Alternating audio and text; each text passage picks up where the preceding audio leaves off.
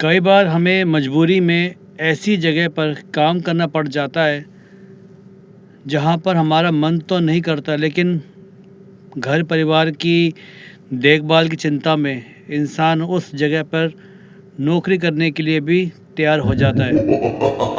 गांव से निकलकर शहर में इस सोच से कि शहर में आके हम कुछ अच्छा कर लेंगे अपने परिवार के लिए, अपने भविष्य के लिए। क्या सभी के सपने पूरे होते हैं?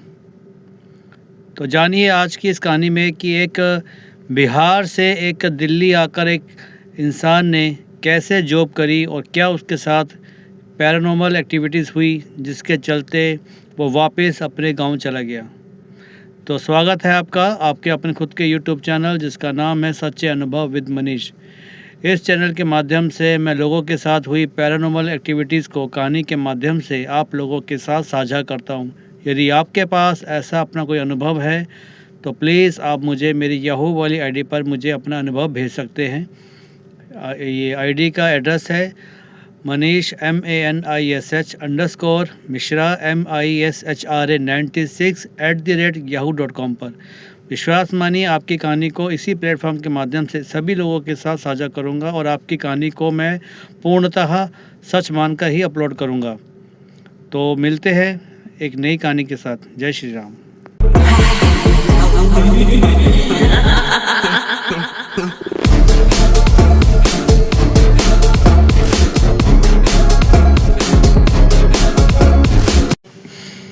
आज की कहानी बिहार से आई है। बिहार के रहने वाले व्यक्ति ने मुझे भेजी है जो दिल्ली में इसने आके जॉब करी थी। इनका नाम है अविनाश महतो। ये एक बहुत ही मध्यम वर्गीय परिवार से आते हैं और बिहार में इनकी ज़्यादा कोई पूंजी नहीं है जिसके चलते इन्होंने शहर की ओर आना पसंद किया। ये मैरिड है और इनका एक बेटा है। तो अपने बच्चे को उच्च शिक्षा देने के माध्यम से उस इच्छा को लेकर ये दिल्ली में आते हैं और ये ज़्यादा पढ़े लिखे भी नहीं है, 10th ही पास है। ये बस जैसा इन्होंने मुझे लिख के बताया था, ये 10वीं पास है और दिल्ली आकर ये एक किसी कंपनी में जॉब करना चाहते हैं। लेकिन इनको जो मिलती है वो मिलती है एक कंपनी में गार्ड की, लेकिन दिल्ली में इनकी नौकरी नहीं होती। दिल्ली में इनका ऑफिस होता है लेकिन उसकी पोस्टिंग ये गुड़गांव के किसी MNC कंपनी में इनकी पोस्टिंग हो जाती है as a guard, security guard, parking guard जैसे आपको पता होता है। तो जहाँ पर इनकी पोस्टिंग हुई थी वो गुड़गांव में एक बहुत फेमस जगह है, वहाँ पे उस बिल्डिंग में इनकी पोस्टिंग हुई। नाइट ड्यूटी इनको दी गई, इनका रोस्टर रेडी हो गया, आपको नाइट ड्यूटी करनी है और आपको पार्किंग में ही आपको ड्यूटी करनी पड़ेगी। जो इनका सुपरवाइज़र था उसने कहा था कि आपके पार्किंग 1, पार्किंग 2 और पार्किंग 3 यानी कि -A, -B, -C, -B में जो पार्किंग एरिया है वहाँ पे केवल आपको मेन गेट पे बैठ के ही मेन गेट पे बैठकर ही पार्किंग की वो निगरानी करनी है, आपको अंदर नहीं जाना। तो इसने पूछा अंदर क्यों नहीं जाना, तो सुपरवाइज़र ने कहा कि आपको जो बोला जा रहा है आप उसको बात को फॉलो करो, अंदर जैसी भी कोई भी आवाज़ हो आपको उसको अनसुना करना है और केवल अपना काम गेट पे बैठ कर ही ड्यूटी करनी है। तो अविनाश जी ने बोला ठीक है, जैसे आपने कहा मैं वैसा ही करूँगा। तो इनको ड्यूटी बताई दी जाती है, इनको पोस्टिंग कर दी जाती है। तो ये जाते हैं रात में 10 बजे इनकी शिफ्ट होती है। तो वहाँ पे 2-3 गार्ड भी होते हैं, उनसे मिलना जुलना होता है कि भाई देखो मैंने आज यहाँ पे ड्यूटी का चार्ज लिया है, आप लोग कैसे हो, कुछ वही राम एक दूसरे से इंसान करता है, मेलजोल करता है। तो सभी गार्ड ने कहा कि आप आए अच्छा लगा, लेकिन आपसे एक निवेदन है कि इससे पहले जो यहाँ गार्ड था ना उसने गलती करी थी, तो वो गलती आप भी मत करना। आप केवल बाहरी इस पार्किंग एरिया के बाहर ही बैठना, मतलब कि पार्किंग जहाँ से गाड़ी एंट्री करती है पार्किंग के लिए, आप वहीं रहना, अंदर मत जाना। तो इसने पूछा ठीक है मैं नहीं जाऊँगा, जो भी मालिक का आदेश है। अब 10 बजे इन्होंने अपना चार्ज संभाला और 10 से 11, 12, 1 बजता है रात को। जब रात को 1 बजता है तो अंदर से पार्किंग से आवाज़ आती है, भाई साहब कोई है, गार्ड भैया कोई हो, इधर आना, मेरी तबीयत ख़राब हो रही है, मैं अपनी गाड़ी बाहर निकाल नहीं पा रही, कोई है आके मेरी मदद करे। ये एक औरत की आवाज़ थी। जब इन्होंने देखा कि अंदर से कोई औरत की आवाज़ आ रही है और ये कह रही है कि मेरी तबीयत ख़राब हो रही है, तो ये फटाफट कहते हैं हाँ हाँ मैडम मैं आ रहा हूँ, मेरा नाम अविनाश है, मैं आ रहा हूँ, अंदर आ रहा हूँ। तो ये जिस ओर से आवाज़ आती है ये उस ओर की ओर चल पड़ते हैं। लेकिन जैसे जैसे ही चलते रहते हैं वो आवाज़ भी धीमी होती चली जाती है। तो ये बोलते हैं मैडम कहाँ पर हो, कहाँ हो आप मैडम, मैं आपकी हेल्प के लिए आया हूँ, आप कहाँ हो। लेकिन फिर एकदम आवाज़ बंद हो जाती है और ये थोड़ी देर तक वहाँ देखता रहता है, फिर वापस अपने सीट के ऊपर आके बैठता है और फिर आसपास जो गार्ड होते हैं उनको बोलता है कि अरे भाई अभी कोई मैडम थी और वो कह रही थी कि मेरी तबीयत ख़राब हो गई है, आप मेरी हेल्प करने के लिए आ जाओ। तो मैं उनके पास गया लेकिन कोई नज़र नहीं आया। तो जो दूसरा गार्ड था उसने कहा था अविनाश तुझे बोला है ना कि अंदर नहीं जाना, कोई कितना पुकारे, कोई कितनी हेल्प के लिए बोले, अंदर कुछ भी हो जाए, तेरी ड्यूटी केवल बाहर इस चेयर पे बैठकर गाड़ी की आने जाने की एंट्री करनी, तो अंदर नहीं जाना। और स्पेशल रात के 12 बजे के बाद तो जाना ही नहीं, 12 से 3 के अंदर तक बिल्कुल मना है जाने के लिए।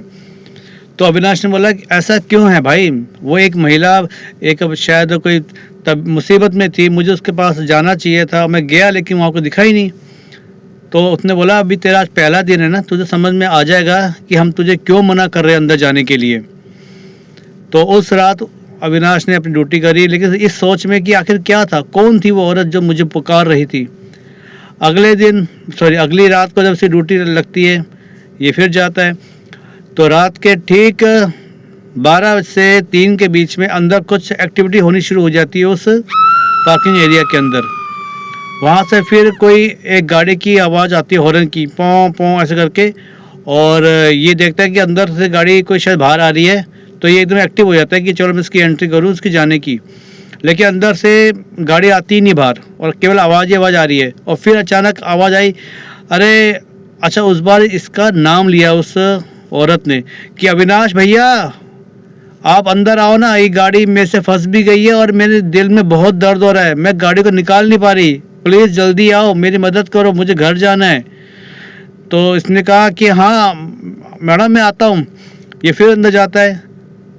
तो जब अंदर जाता है तो देखता है कि वहाँ पे कोई नहीं है, लेकिन एक पार्किंग के कोने एरिया में एक औरत बैठी हुई है। ये थोड़ा दुविधा में फंस गया कि कौन हो सकता है इस समय रात के 12 से 3 के बीच में, मेरे सामने तो कोई लड़की आई नहीं अंदर। तो ये उस साइड जाते हैं, पूछते हैं। वो औरत थोड़ी कोने में बैठी होती है और गर्दन झुका के बैठी होती है। तो इसने बोला कि मैडम मैडम कौन हो आप, मैडम बोलिए।